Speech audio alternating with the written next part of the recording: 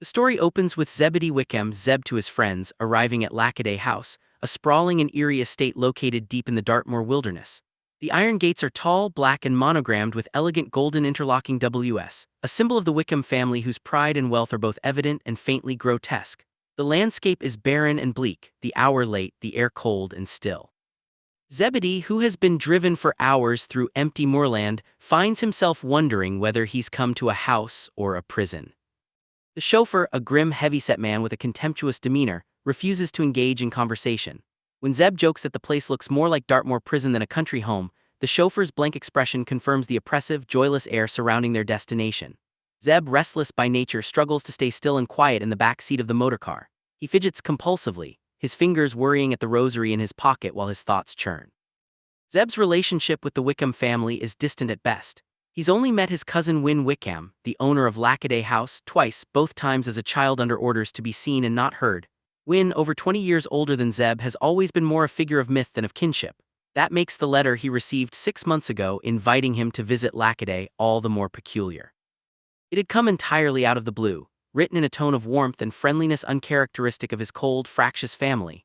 Zeb initially scoffed at the invitation, but Win persisted, and circumstances in Zeb's own life made the idea of getting away from London rather appealing. He hadn't expected to find himself, however, at the gates of a fortress in the middle of nowhere, feeling as if he were being shut out from the world or perhaps shut in. The gates finally open after a long wait, accompanied by the shriek of metal scraping stone, an ugly, almost inhuman sound that sets Zeb's nerves on edge. The chauffeur drives through and the gates slam behind them with a clang of finality. The drive up to the house is long and shrouded in shadow, flanked by gnarled trees and indistinct shapes that might be outbuildings or something else. When Lackaday House finally looms into view, Zeb is startled by its sheer Gothic grandeur. The great central tower, topped with a cupola, dominates the skyline. Flying buttresses, battlements, and stone tracery give the impression of a medieval monastery or a castle, except this monstrosity was built only a century ago by Zeb's common-born grandfather who had made his fortune and tried to buy class with architecture. The result is magnificent but unsettling. "That's very Gothic," Zeb remarks dryly, earning no response from his companion. When the car finally halts before the front doors, Zeb thanks the chauffeur only to be ignored again. He retrieves his own luggage from the boot, apparently the man's duties end with driving, and finds himself utterly alone on the great stone steps. Before he can decide whether to knock, the front door creaks open. A woman stands framed in light, young, dark-haired and breathtakingly beautiful, wearing nothing but a loose white nightgown. Zeb freezes. She clutches her hands to her chest, looks at him in terror and bolts past him down the steps into the dark gardens, vanishing into the night with a sob. Zeb, startled, calls after her, but she disappears into the shadows. Then another figure appears in the doorway. A tall man, his face obscured by shadow, who gestures silently for Zeb to enter. When Zeb tries to explain that a distressed woman has just run into the cold night, the man simply says, "Please enter the house. The cold is getting in." Zeb protests, but then hears the man's voice and recognition strikes him like lightning. That voice, that silhouette, it's Gideon Gray, someone he once knew intimately and lost painfully. The shock of seeing him here is almost physical. Gideon steps into the light, confirming the impossible truth. He is now working at Lackaday House as Mr. Win Wickham's confidential secretary. Zeb's emotions twist between joy and dread. He's thrilled to see Gideon alive and well, but crushed by the cold formality of his greeting. Gideon's tone is polite but glacial. "I trust you had a pleasant journey," as though their shared past had never existed.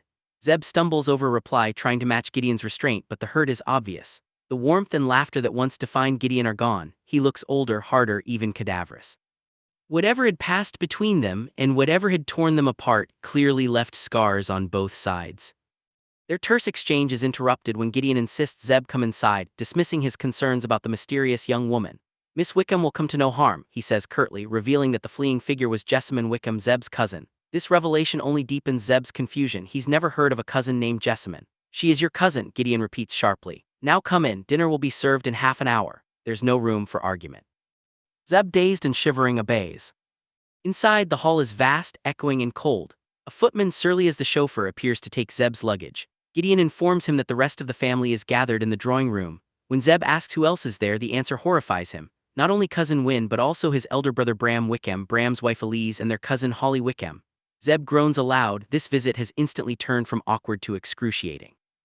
Gideon, impassive, simply instructs him to follow the servant to his room, warning him that Mr. Win values punctuality at meals. Zeb's chamber is grand but oppressive, decorated in heavy Tudor style. The air feels thick with history and disapproval. Sitting on the canopied bed, Zeb contemplates the tangle of disasters ahead. His relationship with his family ranges from strained to openly hostile. Bram, the eldest, is arrogant and controlling. Elise, Bram's wife, sharp-tongued and coldly beautiful. Holly, the cousin, charming but predatory. And now, on top of all that, Gideon, the one person he once loved, perhaps still loves, is here, forced to serve his cousin. Zeb feels guilt and grief flood him anew. He knows Gideon has every reason to hate him, but seeing that hatred on Gideon's face still cuts deep. A gong rings through the house, summoning guests to dinner. Zeb hurriedly changes into his formal clothes, only to realize with dismay that his dinner jacket is wrinkled and grubby, his waistcoat dingy, his trousers spotted with dirt. He meant to have everything cleaned, but as usual, procrastination had won. Looking into the mirror, he sees not a man of poise and confidence, but a disheveled misfit about to dine with his immaculately dressed, judgmental relatives. The oil portrait above his bed, a stern-faced ancestor, seems to sneer at him. "You can sod off," Zeb tells it and steels himself to go downstairs. Navigating the endless corridors proves almost impossible. The house is a maze of dark red wallpaper, flickering gaslight and grim portraits of long-dead Wickhams glaring down from gilt frames. Zeb quickly loses his sense of direction and begins to feel the claustrophobic disorientation familiar from Gothic tales. He's on the verge of panic when he almost collides with Gideon in a corridor. Gideon's expression is icy. "May I show you the way downstairs?" he says through clenched teeth. When Zeb tries to speak to ask why he's here, why he took this job, Gideon cuts him off sharply. "Mr. Gray, remember that, you're not losing me another job." The words land like blows. Zeb understands the bitter implication. Whatever happened between them before cost Gideon dearly, perhaps professionally as well as personally. Without another word, Gideon strides off. Zeb hurries after him, trying to keep up as they descend into the great entrance hall, cold and cavernous as a crypt. Gideon leads him to the drawing room and announces him with frosty efficiency before withdrawing. Inside, the Wickham family is assembled. Silence falls as Zeb enters. His brother Bram, rigid and disdainful, greets him with a curt, "You're late." Zeb's instinctive response, "Charmed to see you too," escapes before he can stop it, deepening the tension. His sister-in-law Elise, elegant and glacial, watches with faint amusement. Zeb forces himself to turn instead to cousin Win, who rises to greet him warmly. Win is a plump, cheerful-looking man with spectacles and an air of benevolence that doesn't quite seem to fit this grim setting. He welcomes Zeb effusively, insisting that family ties must be renewed after so many years.